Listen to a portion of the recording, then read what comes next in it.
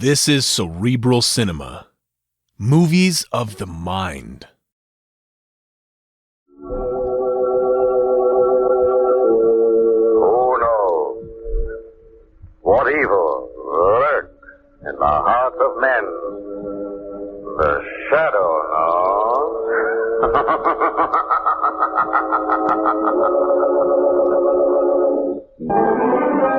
The shadow, mysterious character who aids the forces of law and order, is in reality Lamont Cranston, wealthy young man about town.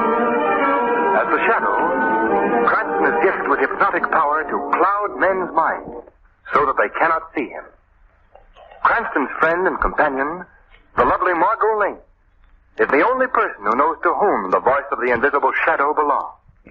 Today's story, Phantom Fingerprints.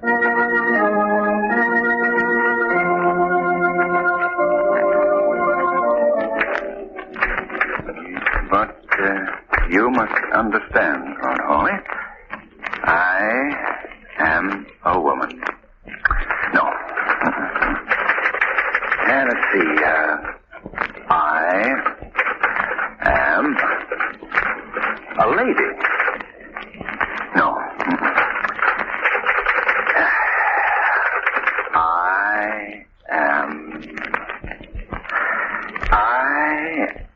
You am crazy.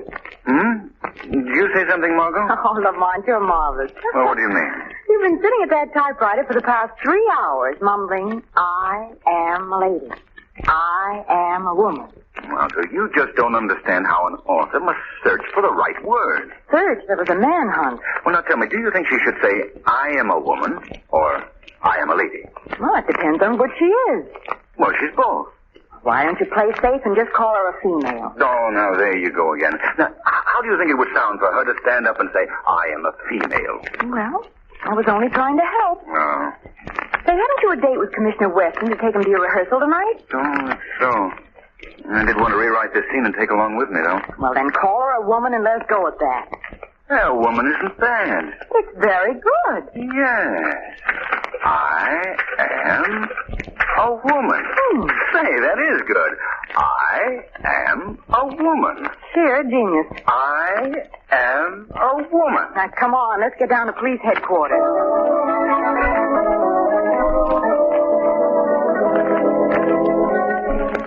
All right, Commissioner Weston, ready to see the rehearsal? Well, Cranston, as a matter of fact, I don't care much for mystery plays, and as for rehearsal... Oh, grab him quickly, Lamont. He's slipping through our fingers. No, Commissioner, I want your opinion on the play. After all, I am, as you've told me so often, merely an amateur criminologist. I'd appreciate the judgment of an expert. You really want my opinion? Your invaluable opinion, Commissioner. Well, in that case, Miss Lane, since you put it that way... And the publicity agent thinks it'll be good for the show if you come to see a rehearsal. Oh, so that's it. So I'm just being used as a publicity gag. But good publicity, Commissioner. Here's your hat, Commissioner. And your coat, Commissioner. Well, come in. Good evening. Oh, I didn't know you had visitors. Oh, come in anyway, Doc. Come on in. Miss Lane and Miss Cranston, Dr. Kilgore. How do you do? How do you do? We've met before, Doctor. Yes. Doc Kilgore is our medical examiner. He's been with the force for... How long is it, Doc? 40 years. Next Thursday, Commissioner. Yes, of course. And by the way, Doc, the men on the force are throwing a little party for you to celebrate your long service. Yes, I know. And I appreciate your thinking of me, really, but I just hate to be reminded that I'm getting old. Well, Doc, I've been thinking things over, and I thought that the party would be a good place for you to, announce... My retirement? Yes, Doc. Now, I have your pension papers in the drawer of my desk here. I haven't signed it yet because I wanted to talk to you first. Well, hasn't my work been satisfactory, Commissioner? Doc, you're the best medical examiner in the country. But we're thinking of you. You've worked hard all your life. Now you can retire at full salary and enjoy yourself. Oh, why? If I retired, I'd be dead in 6 months. Now, Doc, that's no way for you to talk. I'm an old fire horse, Commissioner. I wouldn't know what to do with myself if I didn't have my work to do. But, of course, if you want me to retire, I'll do it. I wouldn't think of it, Doc. I was only doing it for your sake. Well, then, shall we forget it for the time being? You see, I don't want to retire yet, Commissioner. No, forget it then, Doc. All right. Oh, I guess I'd better get along. Oh, what is it you came in to see me about, Doc? Oh, what? Would you rather we left the room, Dr. Kilgore? Oh, no, indeed not. It can wait until morning. Well, we'll miss the first act unless we hurry. You see, Doctor, Mr. Cranston's play is in rehearsal tonight, and he wants my critical opinion. But if you want to talk to me, I'll be glad to. No, indeed. What I have to tell you can wait, Commissioner. Oh, well, let's go then. Oh, by the way, Doc, those reports I wanted you to look at are right here on my desk. Now, you sit right down and go over them. There'll be no one around here to bother you at this time of night. All right, Commissioner. We've got exactly 16 minutes to get there. We'll never make it. We will with the police escort, Miss Lane. Police escort? Wow, did you hear that, Lamont? Yes, Margaret. Goodbye, Doctor. Goodbye, Dr. Kilgore. Don't work too hard, No, Doc. I won't. And have a nice time. Thanks, we will. I'm going to work the siren. Oh, well. Now to work. Let me see. Where did he say those reports were? No, they're not here. Oh, yes, of course. Here they are on the desk. Now, let me see. Oh, yes, indeed. This is going to be a mighty interesting case. Well, that's odd. I thought I heard something. Hey, who's there? Who's there? I said. I can't see you over there in the dark. Oh, no. No, not you. No, don't look at me that way. No, you couldn't. I'll call for help. Oh, please, you couldn't. What have I done to you? Oh, please speak to me. Don't just keep looking at me that way. Well, you wouldn't kill me. Well, you couldn't. It's impossible. I'll call for help. This door is locked.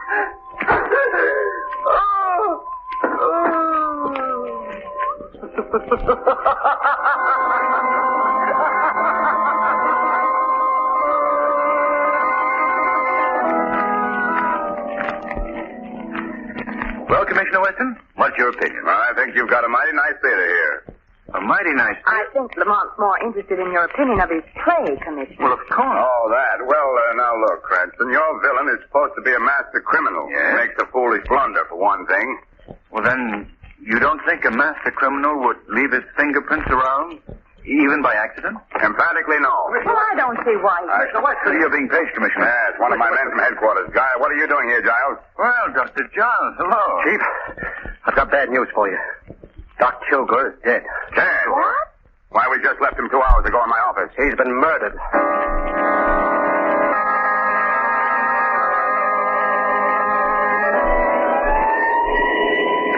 I know how you feel, Giles. I know how we all feel. Who did it? Who would want to kill him? I wish I knew, Giles.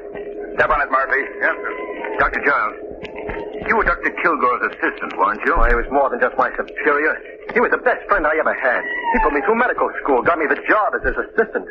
Why, he was so good to everyone. Why should anyone want... Come on now, come on. Pull yourself together. Oh, I'll be all right. I'll be all right.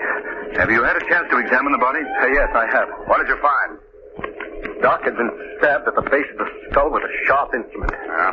Death resulted almost immediately, Commissioner Weston. Poor old man. At least he never knew what happened. Chief, if it's the last thing I do, I'm going to bring the Doc's murderer to justice.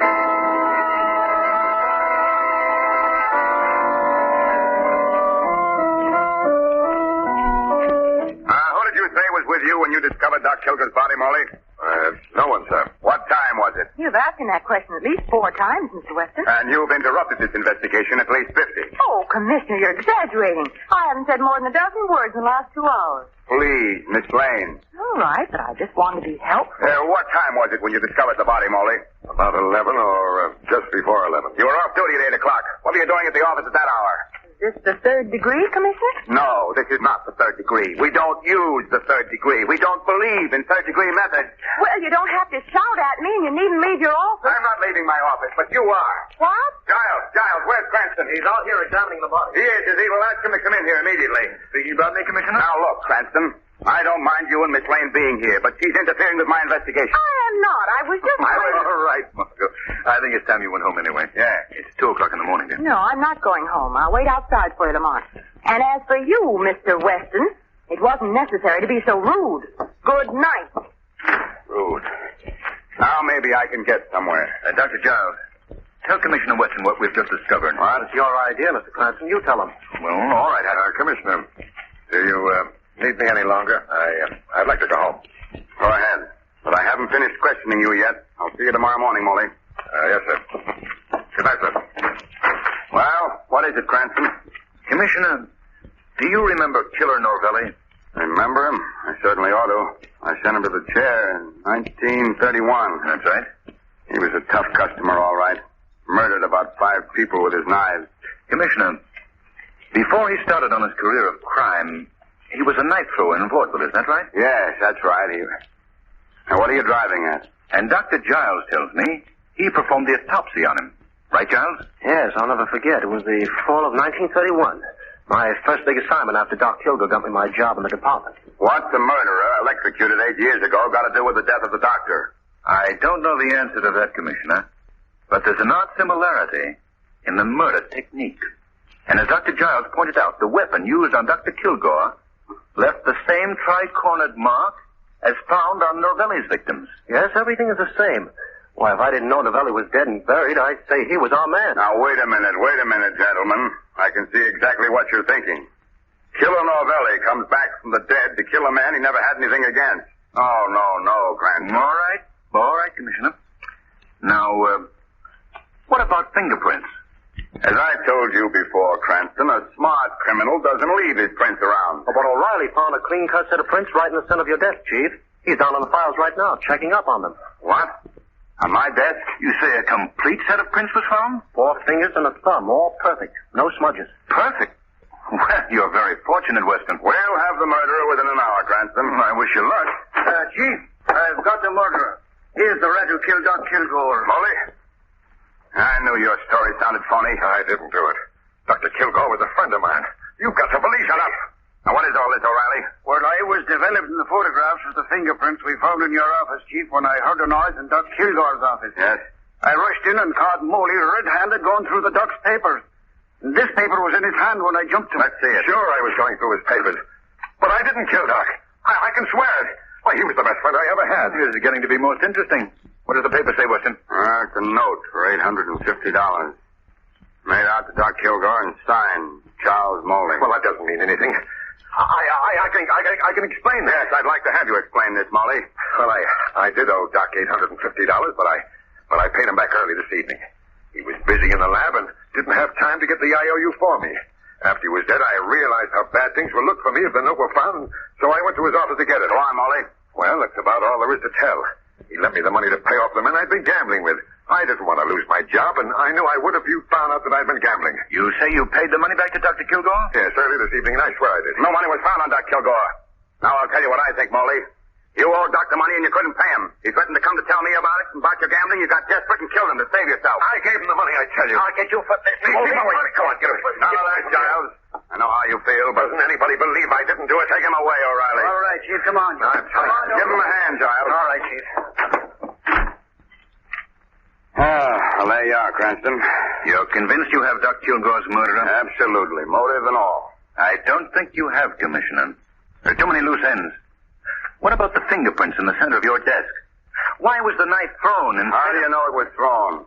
Just a hunch. You can't convict a man on hunches. I've got proof and a motive.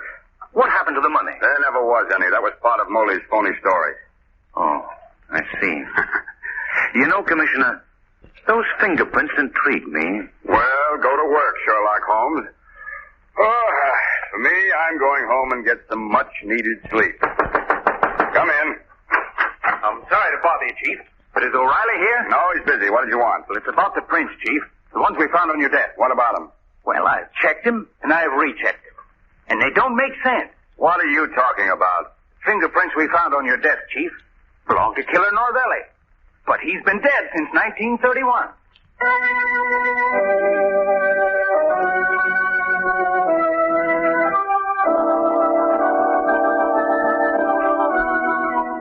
Please, Cranston, go away and don't bother me. I'm too busy to spend my time watching vaudeville acts. After all the excitement last night, I had about 2 hours sleep. Look at this desk, piled with mail. I'll never get through it all. You're missing something, Commissioner. There's a woman knife thrower on the bill who's simply terrific. I don't care if she is simply terrific. I can't. Knife thrower. A most interesting woman, Commissioner Weston. Madame Maria Novelli. Killer Novelli's widow, you know. Killer Novelli again. Cranston, if I hear that name again, I'll begin throwing things, and it won't be knives. But, Commissioner, don't you think that... Think. I'll... Go away, Miss Lane, please. Cranston, go write another mystery play or anything you want, but don't bother me. I got the murder of Doc Kilgore, and I got a motive, and that's all I need. I hope so, old man. I sincerely hope so for your sake. As for me, I've got a hunch. Come on, Margot. Bye, Commissioner. Goodbye. Margot, the Shadow is going to pay Madame Maria Novelli a visit backstage at the Lyceum Theater.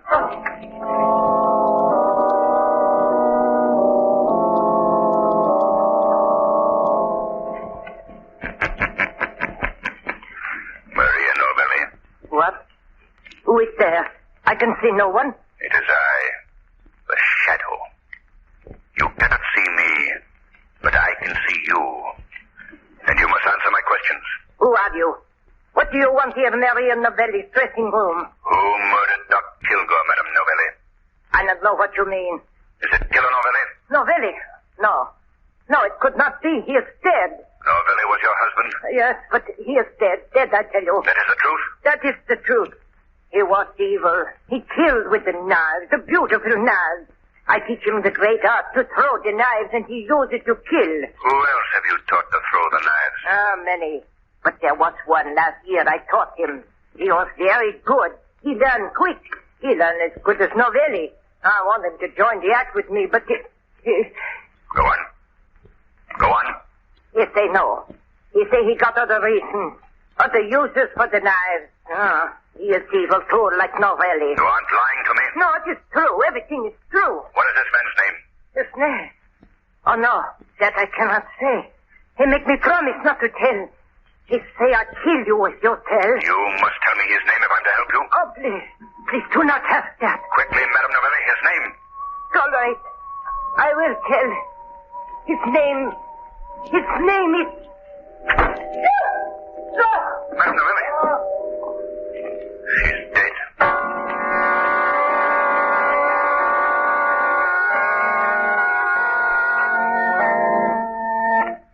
That's the story, Margot. According to Dr. Giles' report, the same weapon that killed Doc Kilgore also killed Madame Novelli. Any fingerprints found this time, Lamont? Oh, yes. The ever-present fingerprints were there. Perfect set as usual. And, of course, they belonged to our friend, the late Killer Novelli. But how could a dead man go around killing people? He couldn't, Margot. That's just it. The murderer is merely using a very clever device to throw the police off his trail. Yet the fingerprints do match, Lamont. Yes, confound it. That's the confusing part of this whole thing. If I knew how the murderer performed this neat little trick, I'd know better where to look for him. Well, darling, at least you were smarter than Commissioner Weston. He thought Moley was the guilty party. Yeah. Old boy was a bit upset that the killer should have struck again and Moley safely guarded miles away under lock and key.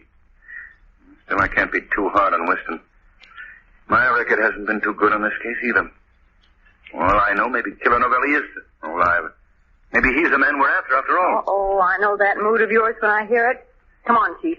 You and I are going out for a nice brisk walk. Oh, it's getting pretty late, Margot. Besides, No, I won't take no for an answer. Now, come on. Here's my hat and my gloves and... Oh, dear, look at them.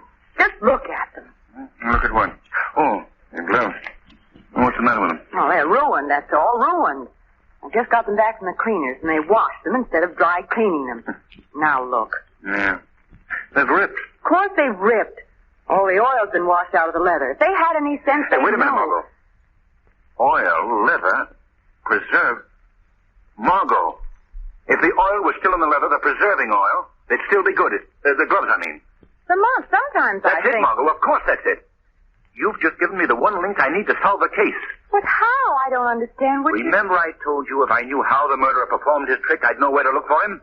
Yes, but what... Well, Margot, right now the Shadow has to make a call on a gentleman in a dissecting laboratory.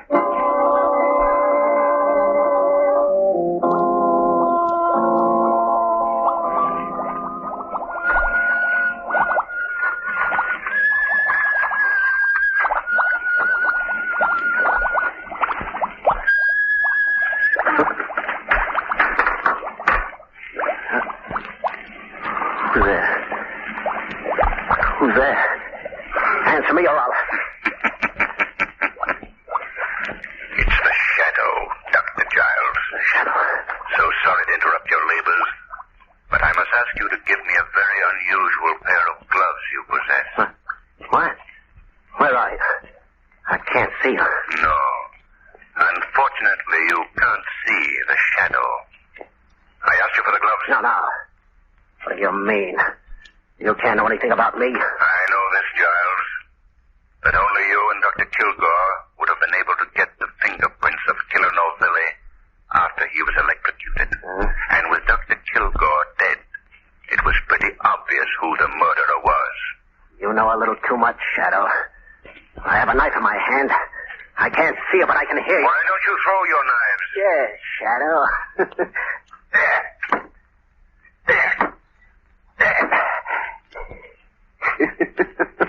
I've killed you. No, Dr. Giles. I'll not be another of your victims. Yeah? Well, what do you want of me? I want your confession to the murder of Doc Kilgore and Maria Novelli. I also want that pair of gloves you made of human skin. The skin you took from the tips of Killer Novelli's fingers when you performed the autopsy and then kept in preserving oil. You know too much, Shadow. But I can talk plainly to you, because you won't live to tell. You killed Doc Kilgore? Yes, I kill him. But why? Why, Giles? Because he stood in my way. I should have been head of the department long ago. But I had to wait for him to die. You also had found out that you had Killer Novelli's fingerprints and was going to tell Commissioner Weston the night you murdered him. Is that right, Giles? That's right. But he can't tell now, can he? Madame Novelli's dead, too, because she knew too much. Everyone thought Novelli did it, didn't they? You were very clever, Giles. Yes. I prepared for years to do this. First, I stole the fingerprints from Novelli's hand when I performed the autopsy on his body. Then I got Novelli's own wife to teach me to throw the knife the way he did. No one would catch me. No one would suspect me. My crime was perfect. No crime is perfect. In some way, the criminal slips up and is brought to justice. Well, what is all this? Huh? Why'd you send for me, Giles? I sent for you, Commissioner. The Shadow. Shadow? Here in headquarters? Yes, Commissioner. And this is the man you want. The murderer of Doc Kilgore and Madame Novelli. What? Giles? Yes, Giles. Surprise, eh, Commissioner? Yes, I did it, but you couldn't catch me. You'd never have found out. And now that you have, you're not gonna take me alive. Not alive, you hear me? Stop him! Giles, drop that knife! Afraid it's too late, Shadow. He's dead. Killed himself.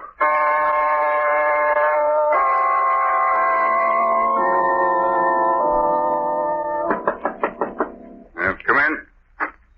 Hello, Commissioner. Remember us? Huh? Oh, hello, Miss Lane. Cranston. I'm busy. Sit down. Say, Commissioner, I wanted to see you this morning because I have another idea about the Kilgore case. What? Hey, wait a minute. Don't you read the papers? The papers? I broke the case wide open last night. It was Giles. I knew it all the time. Giles? Yeah. Well, what do you know about that? Giles? Well. Do tell us, Commissioner, why did Giles do it? Go out and buy yourself a paper, Cranston. I'm sorry. I've got a luncheon date with the mayor, and I'm late now.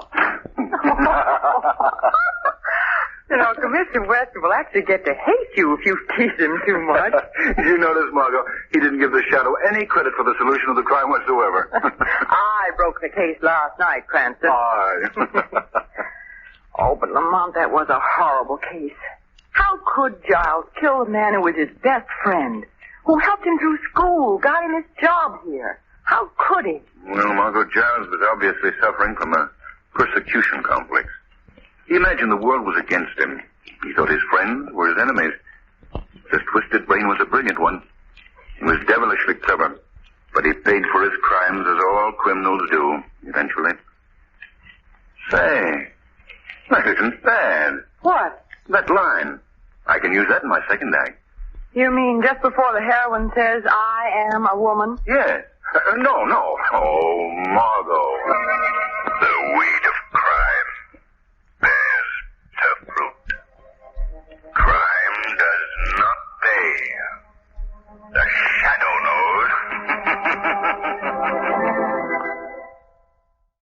Cerebral Cinema hopes you have enjoyed this movie of the mind.